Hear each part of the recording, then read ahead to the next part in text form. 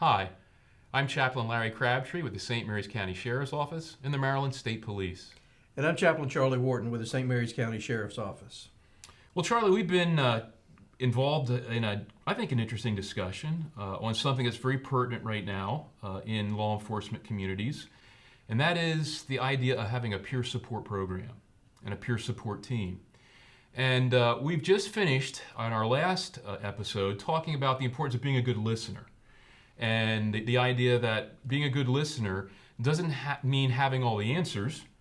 It means being focused and caring and being able to understand the heart and the needs of another individual. But ultimately, being on a peer support team, we're trying to bring people, after listening and understanding what's going on in their lives, some resources and being a helpful source of here are some things that may be of benefit to help you.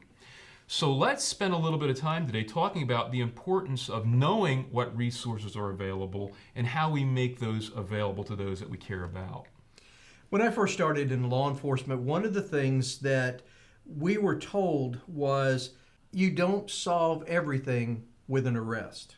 Not everything ends up being handled with handcuffs. You have to know the resources that are out there. And sometimes some people need to go to jail. Some people, some situations need to end with an arrest. But there are so many different resources out there that we have to rely on as good community stewards. And when we develop a peer support team, we're going to have that same mentality. It's not always going to be just listening. It's not always going to be just giving advice. We may have to know what resources are out there. And there are a lot of resources that a person doesn't know what's out there unless they intentionally look. And so part of being a excellent, effective peer support team member is you're going to make yourself intentionally investigate what are the resources that are available in our community that we can be utilizing and sharing with others. What are some places you might find those resources? Depending upon what the issue is, we need to find some good mental health professionals.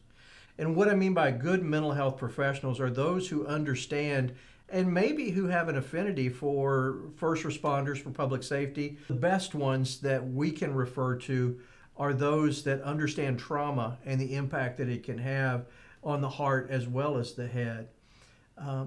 Every once in a while, we are going to deal with somebody that's got an alcohol issue, and we may need to know resources like AA and some of those other groups that we can refer them to.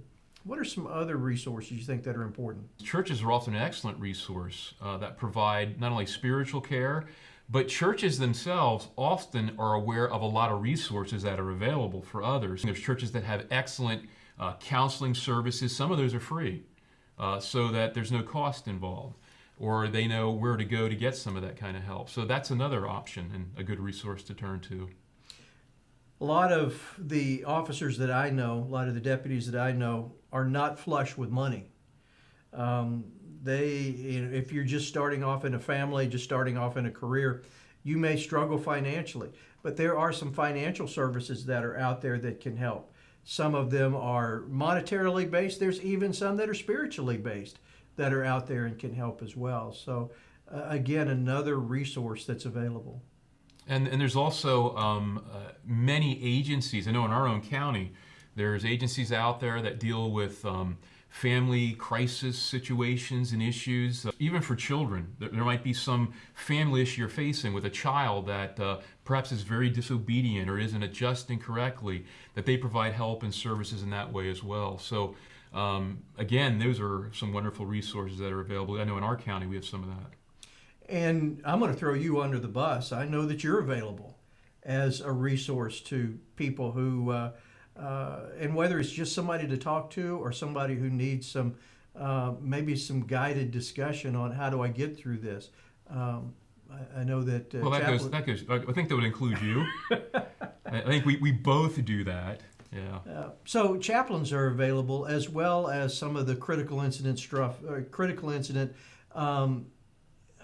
interventions that are available to agencies as well. So there are a lot of resources out there. I was thinking about, as we were talking about this, as a young minister, one of the challenges that I really felt was that I had to have the answer to everything, that I had to be all things to all people. And the older I get, the more I have come to believe that I just need to have a good directory of who to turn to. And I think that's what we're going to need with peer support people as well. Agreed. I think it's time to wrap things up. And again, thank you for taking some focused attention to spend this time with us as we've been discussing peer support. Our encouragement to you, and as we truly care about you, is please remember, be strong And be safe.